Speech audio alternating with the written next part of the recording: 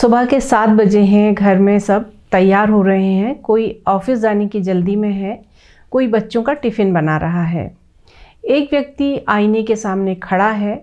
बाहर से सब ठीक लगता है लेकिन अंदर कुछ अजीब सा है। दिल भारी है, मन घबराया हुआ है। वह खुद से कहता है कुछ नहीं है, बस नींद पूरी नहीं हुई। फिर वही रोज़मर्रा का वाक्य, चलो काम पर चलते हैं, सब ठीक हो जाएगा। दिन निकल जाता है, लोग मिलते हैं, हंसी मजाक भी होती है, लेकिन अंदर जो बोझ है वह वैसा ही रहता है। रात को बिस्तर पर लेटकर वही सवाल, मुझे हो क्या रहा है? और उसी के साथ एक डर, अगर किसी को बता दिया तो लोग क्या सोचेंगे। यहीं से आज की बातचीत शुरू करते हैं। नमस्कार, मैं हूं सुनीता और आप देख रहे हैं Ravindra Soni health and wellness, जहां हम शरीर के साथ साथ मन की बात भी करते हैं। आज हम बात करेंगे मानसिक स्वास्थ्य की, बिना डर, बिना लेबल और बिना भारी शब्दों के। हमारे समाज में जैसे ही मानसिक परेशानी की बात आती है, लोग तुरंत पीछे हट जाते हैं। कई लोग सोचते हैं यह तो पागलपन की बात है, लेकिन सच्चाई यह है कि मानसिक स्वास्थ्य का मतलब पागल होना नहीं है। इसका मतलब है हमारा मन कितना स्वस्थ है, हमारी सोच कितनी संतुलित है और हम जिंदगी के उतार चढ़ाव को कैसे संभाल रहे हैं। जैसे शरीर थकता है वैसे ही दिमाग भी थकता है। फ़र्क सिर्फ इतना है कि शरीर की थकान दिख जाती है, बुखार, दर्द, कमजोरी, लेकिन दिमाग की थकान अक्सर अंदर ही अंदर जमा होती रहती है और हम इसे नज़रअंदाज करते रहते हैं। जब मन थकता है तो उसके संकेत साफ होते हैं। नींद ठीक से नहीं आती, हर बात की चिंता सताने लगती है, छोटी छोटी बातों पर चिड़चिड़ापन आ जाता है, किसी से बात करने का मन नहीं करता। लेकिन हम कहते हैं सब ठीक है, क्योंकि हमें सिखाया गया है कि मन की परेशानी को सह लेना चाहिए, कहना नहीं चाहिए। यहीं सबसे बड़ी गलतफहमी पैदा होती है।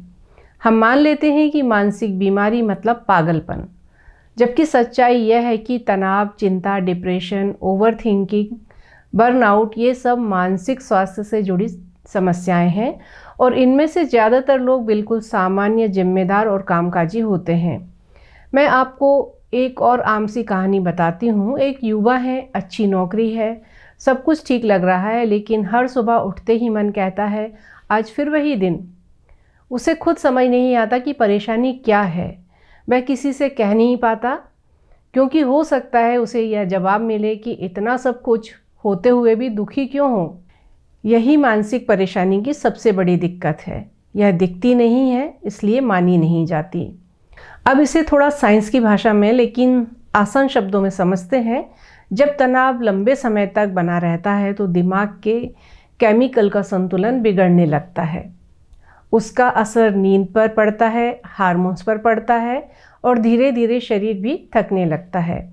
इसलिए कई बार दिल की बीमारी, ब्लड प्रेशर, पेट की दिक्कतें या डायबिटीज़ के पीछे भी मानसिक स्वास्थ्य जुड़ा होता है। यह समझना बहुत ज़रूरी है कि मानसिक परेशानी कोई कमजोरी नहीं है। इसका मतलब यह नहीं कि आप मजबूत नहीं हैं। इसका मतलब है कि आपने बहुत कुछ सहा है, बहुत देर तक सहा है और अब आपका मन कह रहा है मुझे भी थोड़ी देखभाल चाहिए।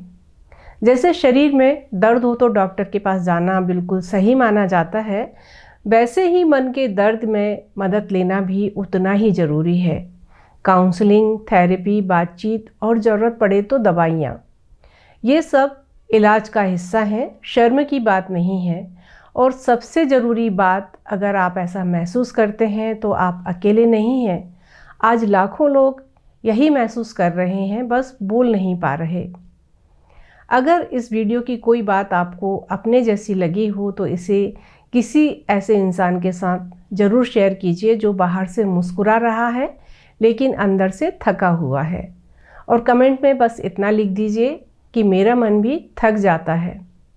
अगले एपिसोड में हम बहुत सरल भाषा में समझेंगे तनाव, चिंता और डिप्रेशन में फ़र्क क्या होता है, ताकि हम हर दुख को बीमारी ना समझें और हर बीमारी को नज़रअंदाज भी ना करें। तो जल्दी मिलते हैं एक और नए वीडियो में। तब तक स्वस्थ रहिए, मस्त रहिए और खुश रहिए। नमस्कार।